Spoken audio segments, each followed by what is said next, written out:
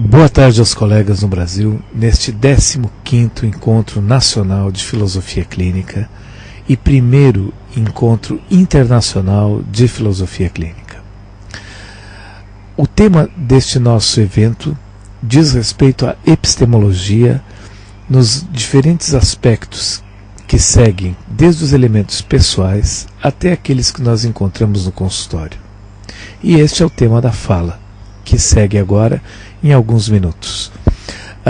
Esta gravação ela é realizada apenas alguns minutos antes das 17 horas aí no Brasil, e o motivo pelo qual estou enviando a gravação é que nós tivemos alguns problemas de conexão a partir daqui. A internet está um pouco lenta. Eu falo de uma pequena aldeia nos arredores de Londres e não consegui uma conexão suficiente para uma transmissão ao vivo. Por isso eu faço a gravação e no momento em que ela for ao ar, depois nós poderemos conversar pelo Skype apenas em voz, trocando perguntas, considerações em torno do que será tratado aqui. Muito bem.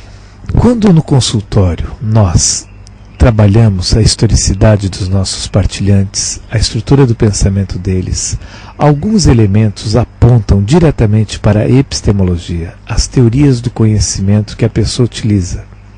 Algumas pessoas utilizam várias. Por exemplo, elas podem utilizar uma teoria do conhecimento específica quando vão tentar buscar elementos nelas, ou às vezes elas utilizam mais de uma, dependendo do contexto no que se refere a elas mesmas, e utilizam outras bem diferentes quando se tratam dos elementos do mundo das considerações periféricas. Mas seja qual for a teoria do conhecimento que a pessoa utilize para compreensão, para direcionamento existencial, para suas localizações no mundo, etc., há aspectos bastante peculiares, e nós veremos agora alguns destes aspectos, alguns destes elementos. Uma das características da nossa época, bastante pronunciada a respeito da epistemologia, é como se dá a aprendizagem, como ela é feita.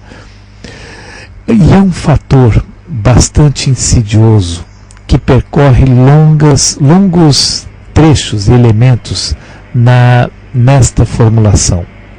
Olhe, algumas pessoas, quando elas vão trabalhar a aprendizagem, elas delegam a maior parte de seus elementos de aprendizagem a fatores mecânicos, fatores de esquematismos, fatores externos, altamente diretivos, direcionados, que acabam ocupando uma parte muito grande da aprendizagem dela, tornando aqueles elementos que são automáticos, funcionais, ligados a dados intuitivos, a conectivos muito complexos e que poderiam fazer a maior parte desta aprendizagem obsoletos, e invertendo assim um pressuposto que já poderia ser utilizado em nossa época.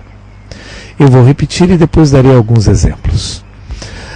Na nossa época é ainda extremamente utilizado um modo epistemológico no qual a maior parte do trabalho é braçal, a maior parte é mecânica, a maior parte diz respeito a elementos que são retrógrados, se considerarmos a IP e a evolução da estrutura de pensamento a partir de uma civilização, de uma sociedade, de uma cultura, e isso faz com que aquela parte da estrutura do pensamento que poderia se ocupar de maneira muito mais profunda e complexa disso, fique obsoleta nesse processo todo. Uma pena.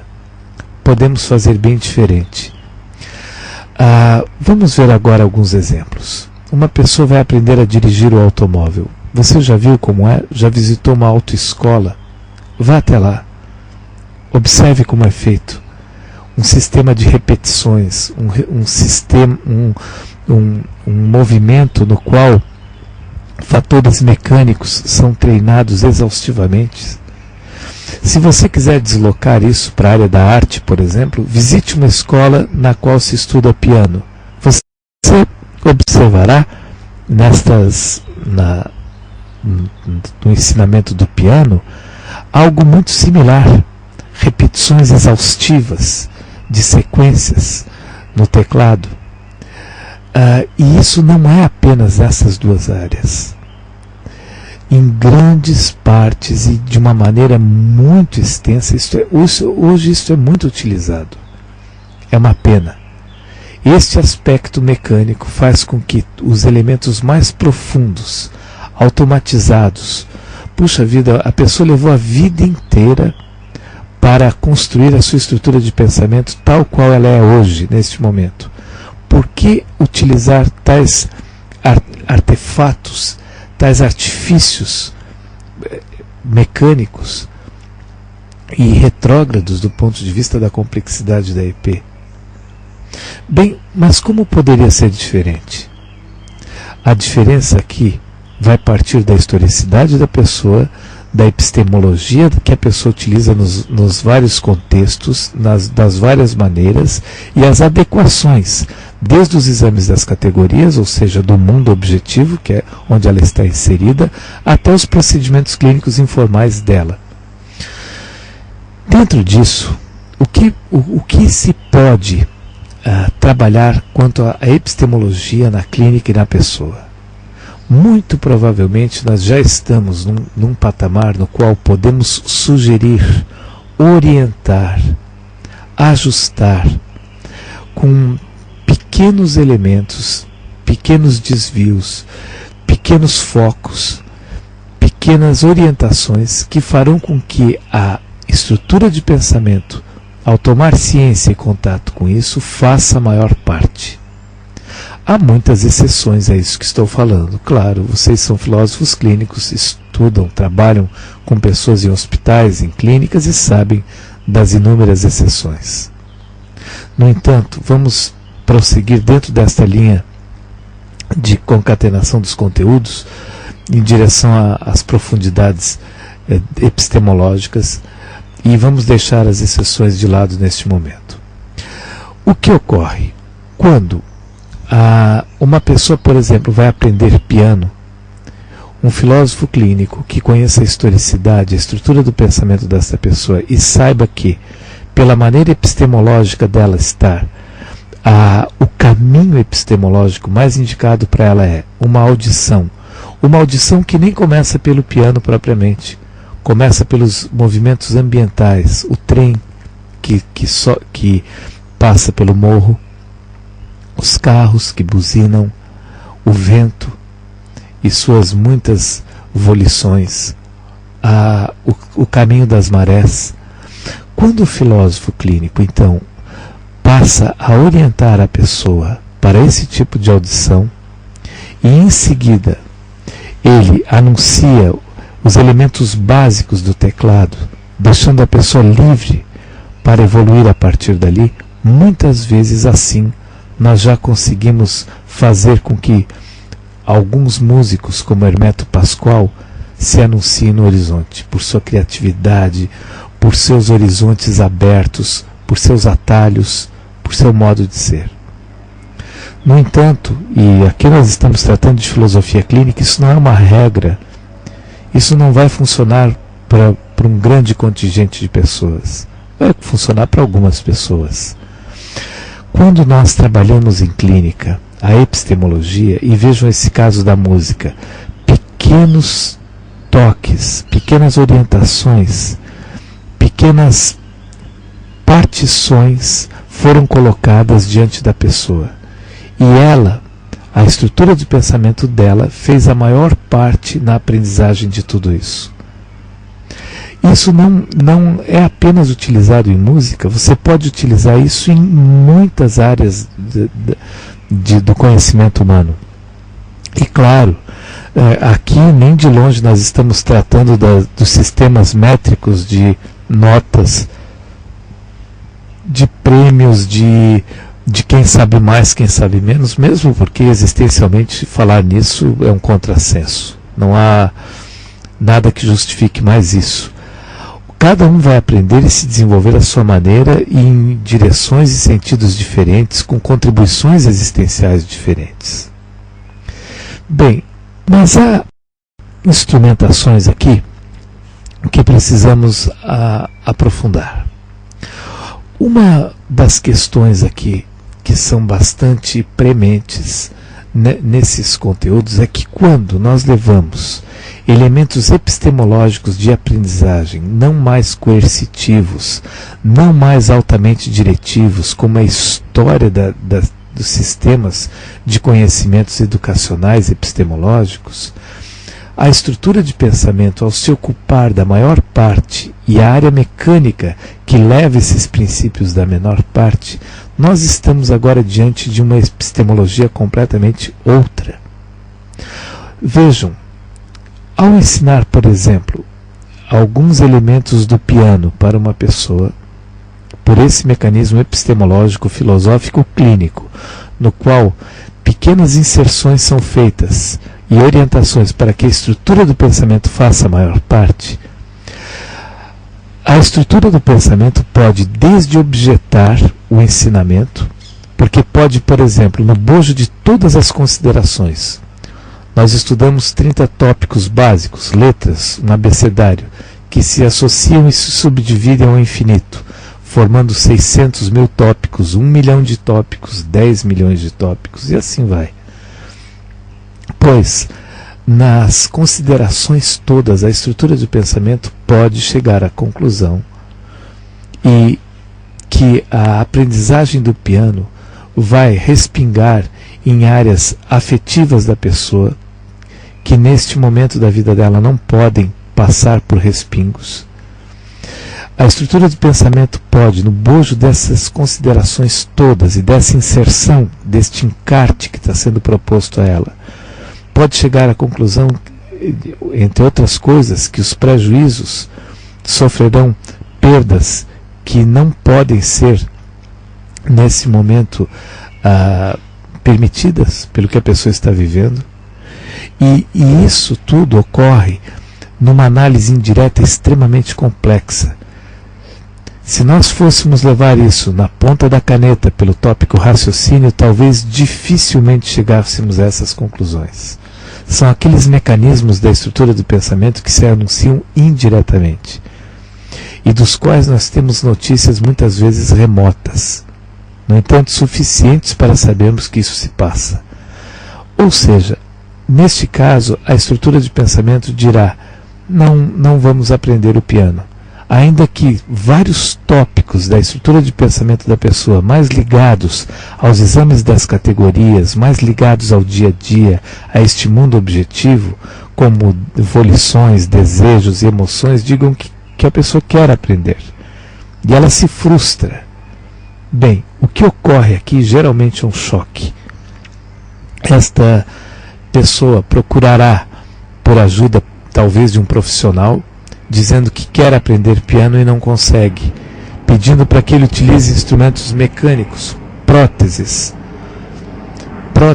existenciais, métodos de sugestão, métodos de coerção, e de coerção camufladas em educação, em apoio, etc. e tal, para que a pessoa possa aprender a tocar o piano, desautorizando os caminhos processuais da estrutura do pensamento dela.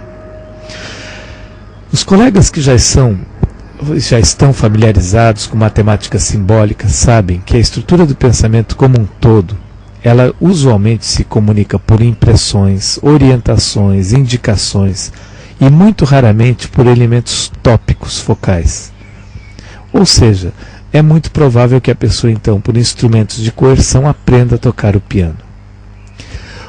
Quando seguimos na historicidade da pessoa as consequências de atos como este, logo nos deparamos com elementos que, às vezes, não se mostram diretamente em suas relações. Por exemplo, depois de aprender o piano, por estes elementos, não é que vão da palmatória a exercícios de muitas horas de repetição diários e coisas dessa natureza.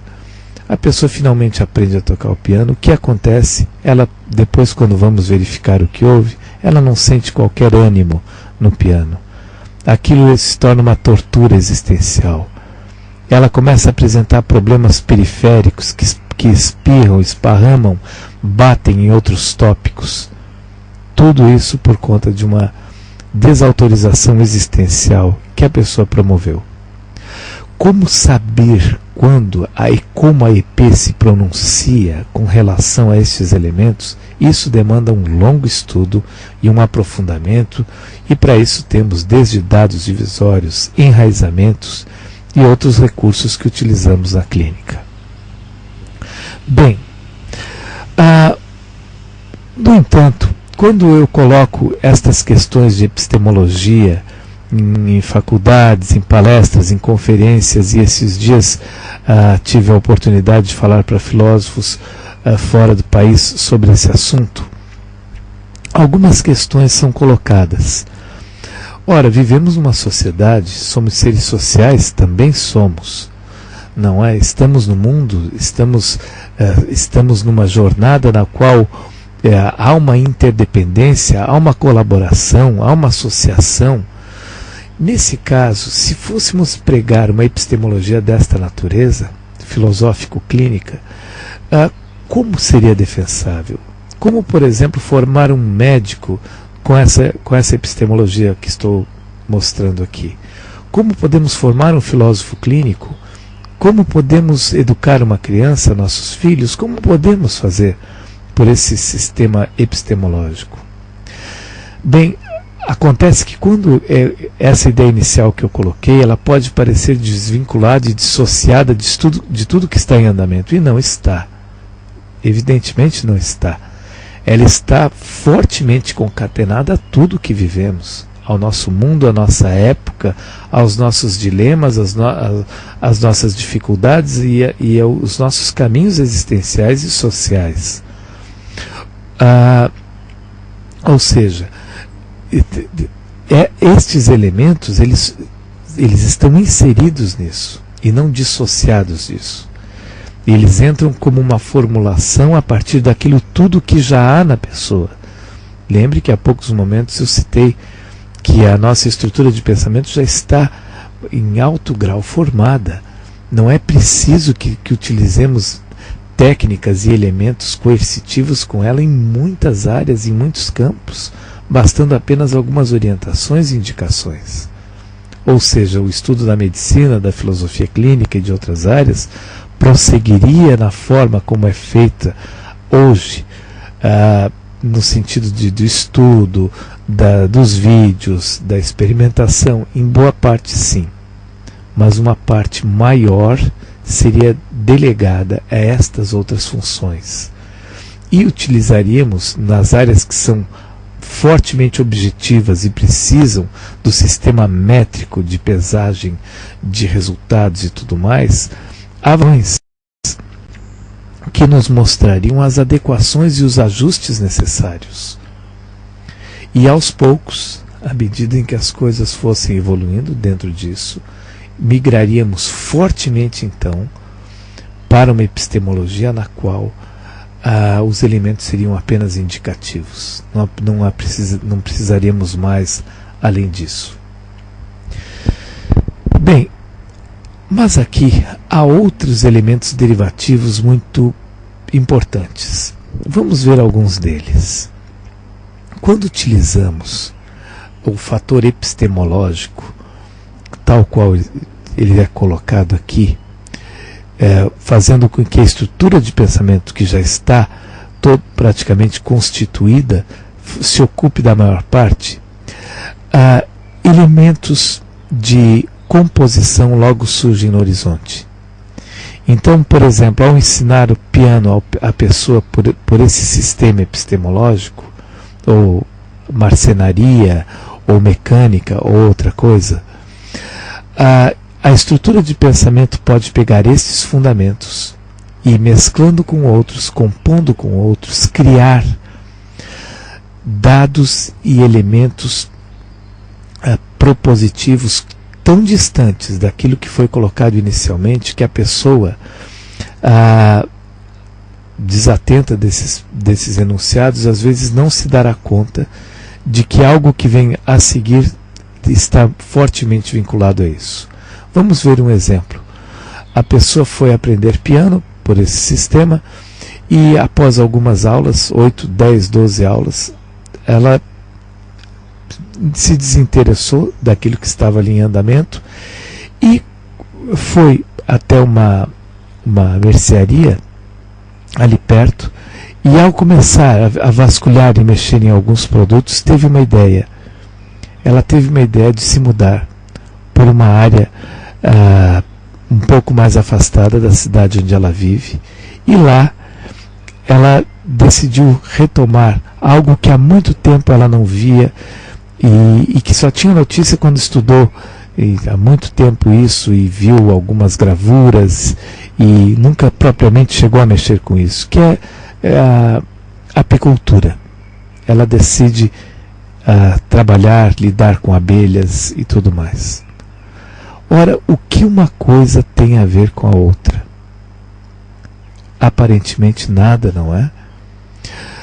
Uma pesquisa mais elaborada e profunda da estrutura do pensamento dessa pessoa, dos enraizamentos, pode encontrar que vários daqueles elementos que foram trazidos e trabalhados lá naquelas aulas epistemológicas de piano, no qual elementos eram sugeridos e orientados apenas, fizeram uma composição com assuntos pendentes, assuntos em trânsito na malha intelectiva desta pessoa, assuntos das mais diferentes vertentes, levando então a esse fator, levando a estes elementos, fazendo com que ela então, na mescla das composições, pegando dados de cada parte, compusesse e se dirigisse a isso. Ou seja, os fatores epistemológicos, de fato, eles vão muito além de nossa época, mas como eles ainda estão sendo usados nas academias, no ensino, na fundamentação dos processos existenciais, isso ainda é bastante precário. Nós já podemos ir muito além disso. E na clínica,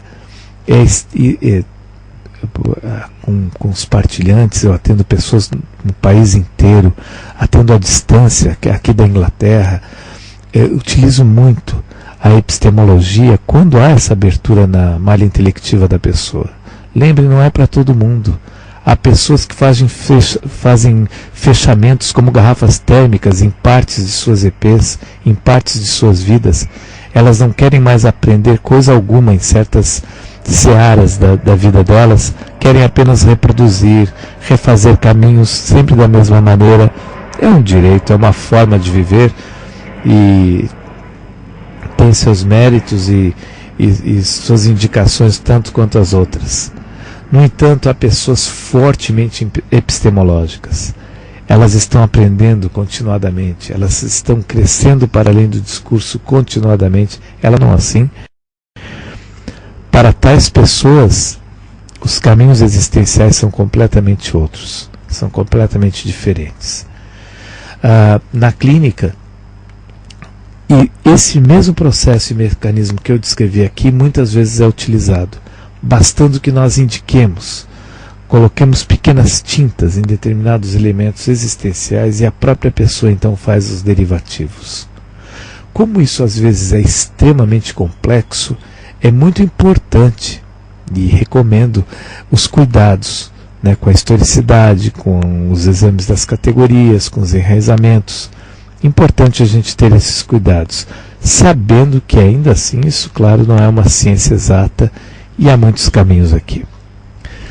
Bem, esta foi uma preleção básica, introdutória em torno deste tema. Há vários desdobramentos aqui, vários caminhos que podemos seguir a partir disso que foi colocado, mas o intuito aqui foi uma introdução. Não é? Vários colegas durante este 15º Encontro Nacional de Filosofia Clínica apresentarão trabalhos em várias áreas e o meu intuito aqui foi contribuir, colaborar para que também somar com o trabalho dos colegas. Agora eu deixo aberto aqui para as colocações, as discussões em torno do tema. E se as conexões aqui da Inglaterra agora já estiverem a contento, eu vou trabalhar com vocês pelo Skype, ouvindo e dialogando em torno desses temas, ok? Agradeço a oportunidade de poder participar. Sei que colegas de outros países também foram convidados. Não sei se tiveram problemas com conexão ou se conseguiram conversar com vocês. Muito obrigado.